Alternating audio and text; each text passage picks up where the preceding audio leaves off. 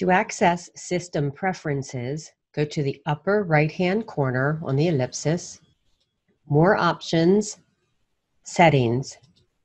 We'll start with the icon in the upper left-hand corner, Application. In the General Settings, you can have ZAC stay in the system tray when you click the Close button. If you want to turn this option off, uncheck Stay in System Tray, and now when I click Close, I will close the ZAC application completely just by clicking X. Otherwise, it stays running in the background in the system tray. I can also click Stay on Top, and it allows the program to remain on your screen and in focus at all times. Launch at System Startup is a very good way to remind yourself to open up your ZAC application.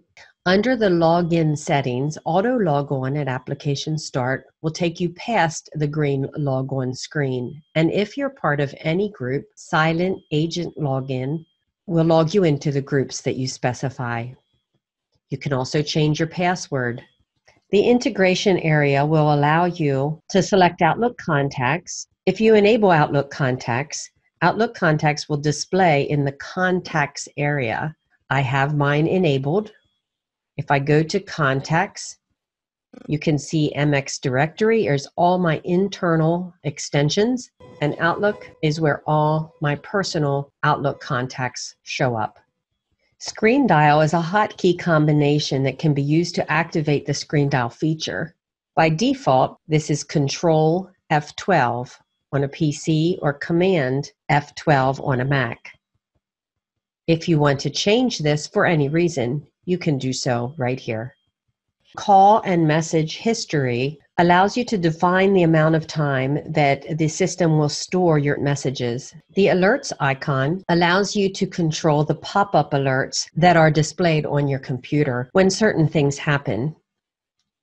Roll up to the top, and sound alerts allows you to select which actions have an audible alert associated with them. Pop-up alerts controls where those pop-ups show up on your computer screen and for how long they are displayed.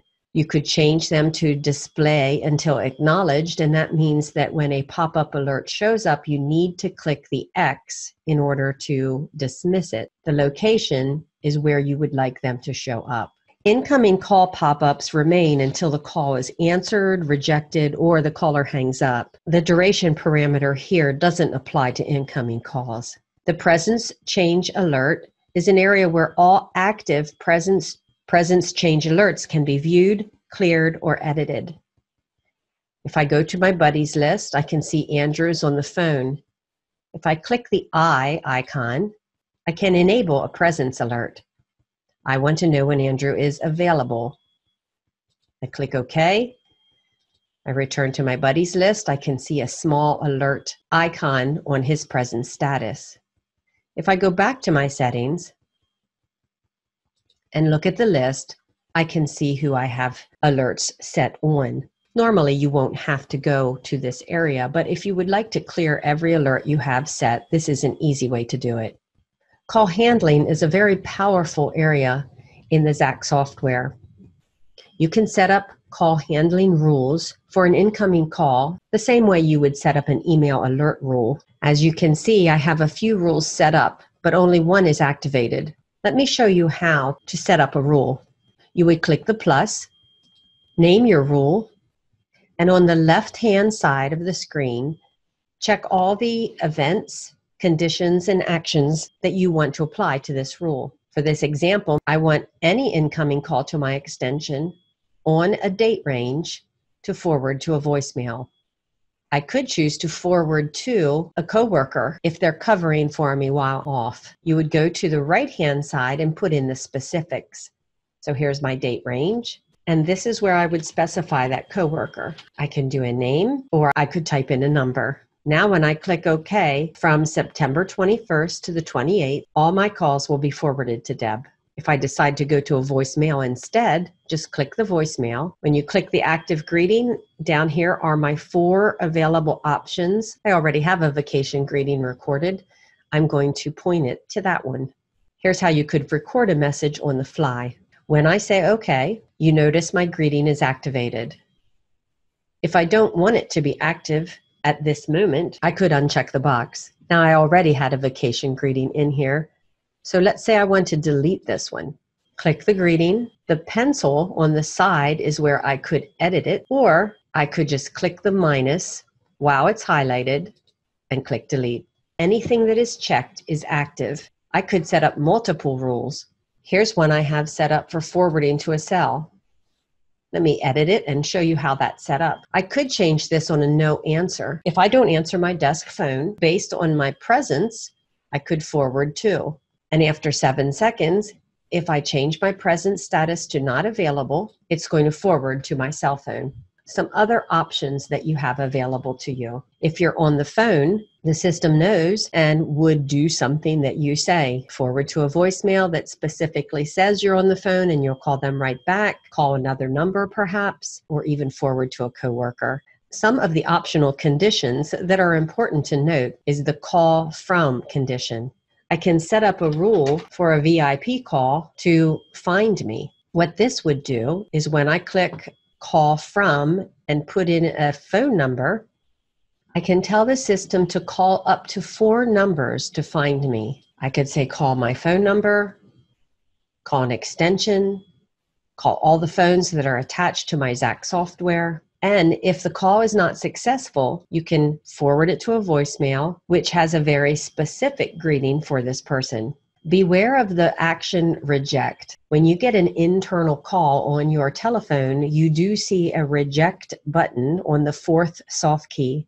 This button sends the caller to voicemail immediately. But in a call handling rule, the reject button will actually drop the call from the system without notification. Be careful of this option. Explore the call handling rules. Some common call handling rules are a do not disturb, and as I mentioned, vacations and holidays are rules that can be very useful. Voicemail notification is very similar to call handling rules. The difference is it handles a voicemail message, not a phone call. Normal voicemail notifications are voicemail to email. Let me show you how to set this up. Click the plus to create a new rule. And you can pick if you want the system to notify you on every new message or at regular intervals. You could set conditions if you wish, based on how old a message is or the time of day or even day of the week. If you notice this drop down to the right of email, you can have the system call you instead. I'm going to leave it set at email.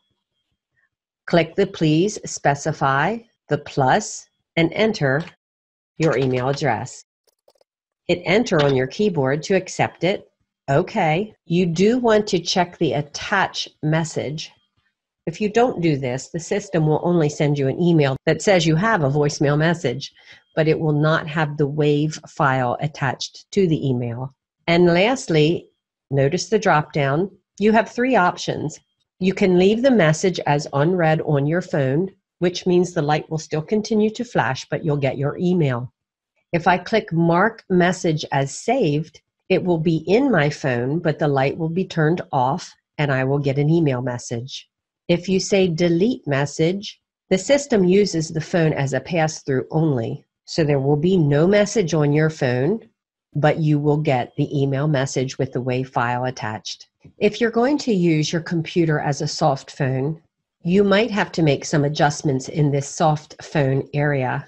Talk to your telecom representative. You make the adjustments that are appropriate for your situation. Don't forget to click apply and OK to accept all your new settings.